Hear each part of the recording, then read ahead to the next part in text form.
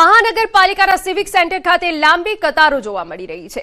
એક તરફ સ્કૂલમાં એડમિશન પ્રક્રિયા શરૂ થઈ ગઈ છે। સ્કૂલમાં નવા એડમિશન, આધાર કાર્ડ માટેનો જન્મનો દાખલો તેમજ જન્મ મરણના દાખલા કઢાવવા માટે લોકોને હાલાકી પડી રહી છે। જન્મ મરણના દાખલા માટે 30 લોકોને જ કેન્દ્રમાં એન્ટ્રી આપવામાં આવે છે, જેની સામે મોટી સંખ્યામાં અરજદારો આવે છે, જેમને કલાકો સુધી ઊભા રહેવું પડે છે।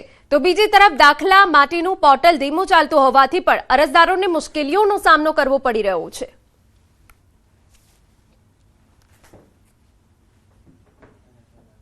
રાજકોટમાં મહાનગરપાલિકાની કચેરી ખાતે અરજદારોને હેરાન થવાનો વારો આવી રહ્યો છે।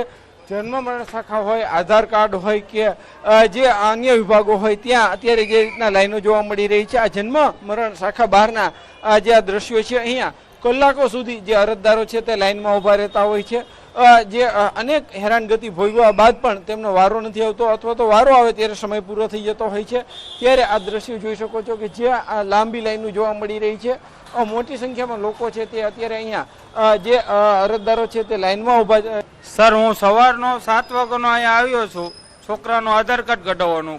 2 કલાક લાઈનમાં ઊભા પછી એક અહીંયા નહીં નીકળે, બીજા એડ્રેસ વારંવાર આપે। આ 4થો 5મો ધક્કો છે। તકલીફ તો પડે ને સાહેબ, આ એવડા તડકાના હેરાન થાય છોકરાને લઈને। તો આ કોઈ ગવર્મેન્ટ નથી ભારતીય જનતા પાર્ટી કે આવી રીતે રોડ ચાલે। જ્યાં બુધવાર આવ્યા હતા તો એ આવો, હવે કે હું આ ગોલ્ડન રોડ જાઉં, એટલે યુપી વાળા જો માણસ આવ્યા હોય એનું આધાર કાર્ડ કઢાવવું હોય એના માટે આ લોકો ધક્કા ખબર ફાઇને પતા નથી આપતા, ફાઇને નથી કહી શકતા સરકાર।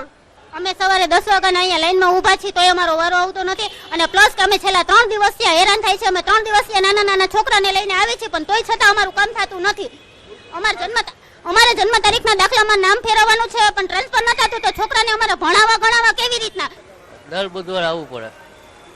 આજે બુધવારનો દિવસ છે, રજાનો દિવસ છે ને એટલા માટે કારખાનાઓમાં આજે રજા હોય છે। લોકો આજનો જે દિવસ છે તે વેડફીને પણ જે લાઈનમાં ઊભા રહેતા હોય છે। એક વખત કામ ન પતે તો અન્ય વખત અન્ય ધક્કા થતા હોય છે। લોકો છે તેમનું કહેવું છે કે આ જે સમસ્યા હોય તે તાત્કાલિક દૂર કરવી જોઈએ, અને તાત્કાલિક આ જે લોકોને હેરાનગતિ થાય છે તે તાત્કાલિક દૂર કરી અને જે છે લોકોને જે છે એમનું કામ સરળતાથી પતી જાય તે રીતના આખી વ્યવસ્થા ઊભી કરવાની હાલ જરૂર છે। હાર્દિક